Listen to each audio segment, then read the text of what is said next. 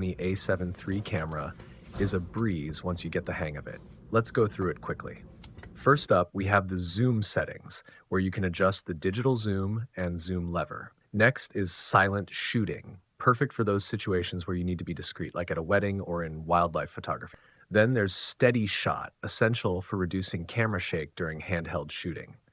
Moving on to AF drive speed, this setting lets you control how fast the autofocus responds, useful for switching between fast-paced action and slower, more deliberate focus changes.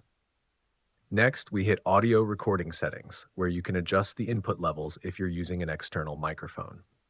Right after that, we dive into record settings to choose your preferred resolution and frame rate from 4K to 1080. The file format menu allows you to select between RAW, JPEG, or both, giving you flexibility depending on your post-processing needs.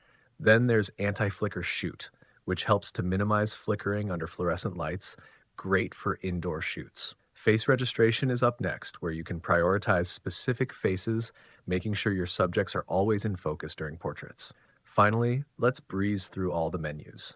Camera settings for basic shooting adjustments, network for connectivity options, playback for reviewing your shots, and setup for general camera settings. Each section only takes a couple of seconds to explore, making the Sony A7 III intuitive and user-friendly. And there you have it, a fast-paced tour through the Sony A7 III menu, highlighting some key settings to get you shooting like a pro in no time.